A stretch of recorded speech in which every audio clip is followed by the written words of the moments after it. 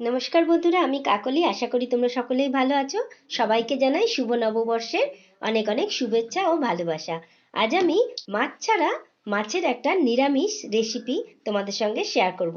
এটা কিন্তু সম্পূর্ণ নিরামিষ। তাহলে পুরো ভিডিওটা দেখো, স্কিপ না করে, তাহলেই কিন্তু রেসিপিটা শিখতে পারবে।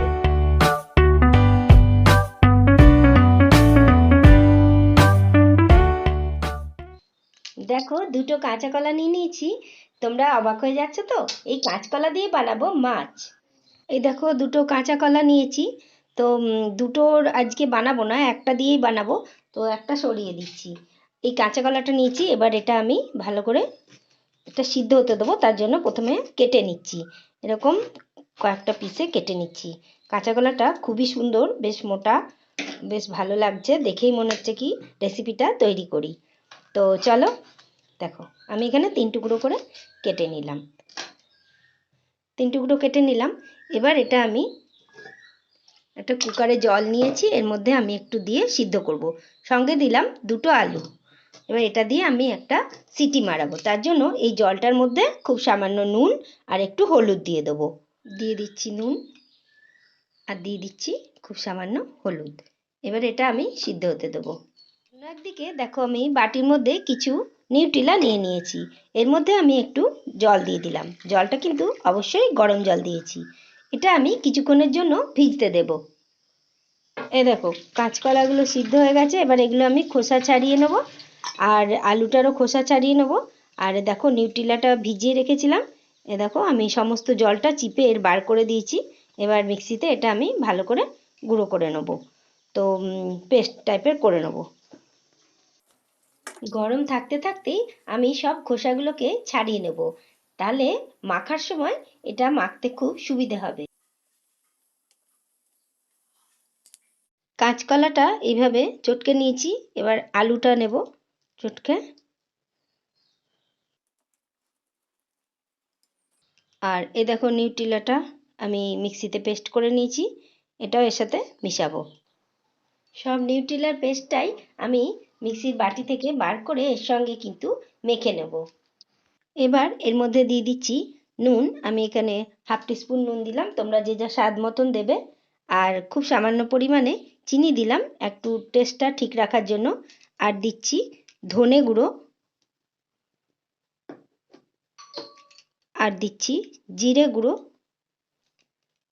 আর দিচ্ছি একটু হলুদ, আর দিচ্ছি লঙ্কা গুঁড়ো, আর দিচ্ছি এখানে 2 চামচ মতন বেসন।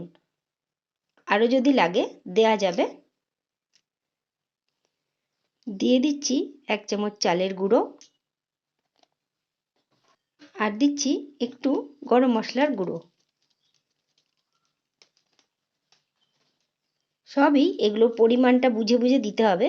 যেরকম পরিমাণে যে আন্দাজে বানানো হবে সেই বুঝে এটা দিয়ে এইভাবে একটা মেখে মণ্ড তৈরি করতে হবে। তো এটা আমি এখন মাখা শুরু করেছি।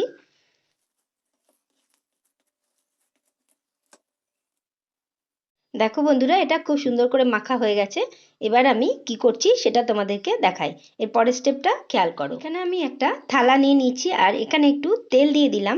তার কারণ বলছি, এই তেলটা একটু এখানে মাখিয়ে রেখে দিলাম। এরপরে আমি যে মাছগুলো বানাবো সেগুলো এখানে রাখবো। তো তার জন্য দেখো, এর থেকে একটু একটু করে আমি এরকম নিয়ে নিচ্ছি, দিয়ে হাতে একটু এরকম গোল করে নিচ্ছি। এবার এটাকে আমি একটা এরকম চ্যাপ্টা শেপ দেব। তারপরে এখানে রাখবো, রেখে এরকম একটা শেপ দেব, যাতে এটা একটু মাছের মতন দেখতে লাগে। তো মাছের মতন দেখতে লাগার জন্য আমি কি করব, যেমন রুই মাছের পেটিগুলো দেখতে হয় ঠিক সেরকম একটা শেপ দেব। তার জন্য দেখো, আমি এখানে একটা এরকম গর্ত করে দিচ্ছি। দেখো, এইরকম একটা শেপ দিলাম। এইভাবে আমি সবগুলোই বানিয়ে নেব। দেখো, এখানে আমার 6 পিস মাছ এরকম তৈরি করেছি। তো এবার এই মাছগুলো ভাজার পালা। তো চলো ভেজে নিই। গ্যাসে একটা কড়াই বসিয়ে দিয়েছি, আর এতে আমি একটু তেল দিয়ে দিচ্ছি। দিয়ে এটাকে কিন্তু আমি ডিপ ফ্রাই করব না, যেরকম মোটামুটি মাছ ভাজা যায় সেইভাবেই ফ্রাই করব।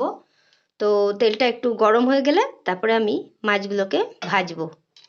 এবার আমি একটা একটা করে মাছ এর মধ্যে ছেড়ে দিচ্ছি। তেলটা গরম হলে তারপরেই ছেড়ে দিয়ে দু পিঠ খুব সুন্দর করে উল্টে পাল্টে ভেজে নিতে হবে, যাতে খুব সুন্দর করে দু পিঠ ভাজা হয়ে যায়। দেখো দুটো পিঠই আমার খুব সুন্দর করে ভাজা হয়ে গেছে। এবার আমি এগুলো একটা একটা করে তুলে নেব।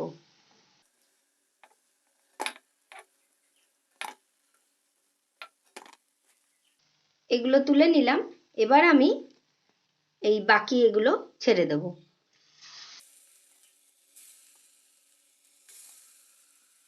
সব মাছগুলোই আমার ভাজা হয়ে গেছে। এবার আমি এগুলো একটা একটা করে সব তুলে নিচ্ছি।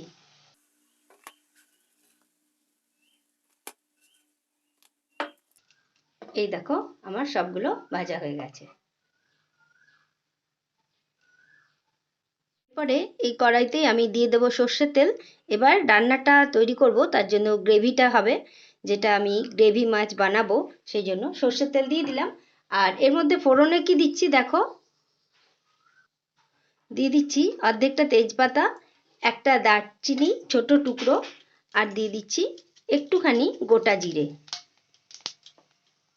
এবার এর মধ্যে আমি কি দেব দেখো, তেজপাতাটা ফোড়নটা হয়ে গেছে, বেটে রাখা আদা, এটা আমার আদা কাঁচা লঙ্কা বাটা আছে।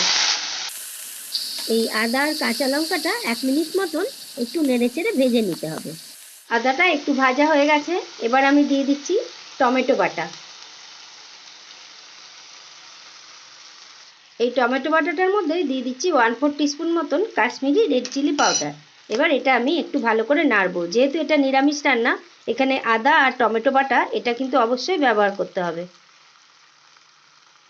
মশলাটা কষা হচ্ছে, তো এর মধ্যে আমি এবার দিয়ে দিলাম হলুদ 1 টিস্পুন মতন, দিয়ে দিচ্ছি জিরে, দিয়ে দিচ্ছি ধনে। এবার যেহেতু এটা আমি গুঁড়ো মশলা ব্যবহার করেছি, সেই কারণে এর মধ্যে আমি খুব সামান্য জল দিয়ে দেবো।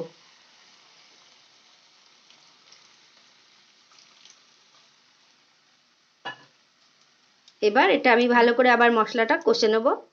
মশলাটা কষা হতে হতেই আমি এর মধ্যে দিয়ে দিচ্ছি গরম মশলার গুঁড়ো। এখানে গরম মশলার গুঁড়োটা আমি আগেই ব্যবহার করলাম, যেহেতু পরে মাছগুলো দিলে নরম হয়ে গেলে ভেঙে যেতে পারে, সে কারণে আগেই গরম মশলার গুঁড়োটা এখানে আমি ব্যবহার করলাম।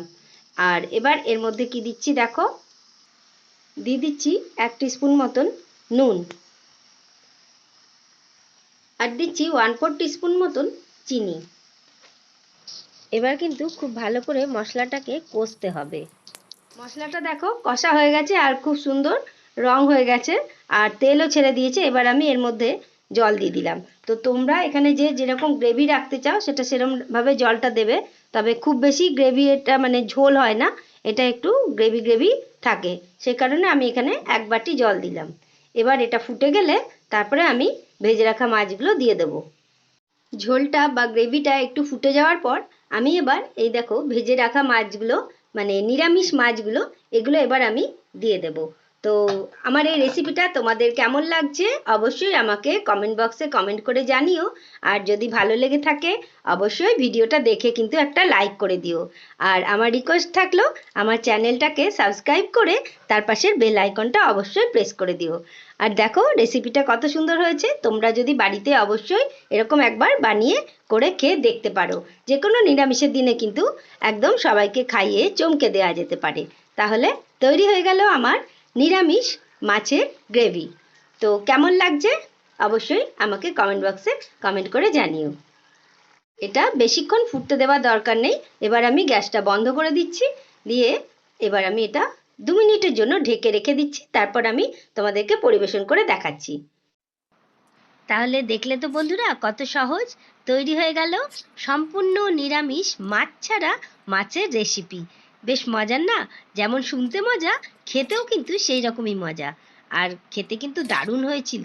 তোমরা অবশ্যই তাহলে বাড়িতে একবার এই রেসিপিটা অবশ্যই ট্রাই করো, আর নতুন বছরে সবাইকে এরকম খাইয়ে চমকে দিতে পারো।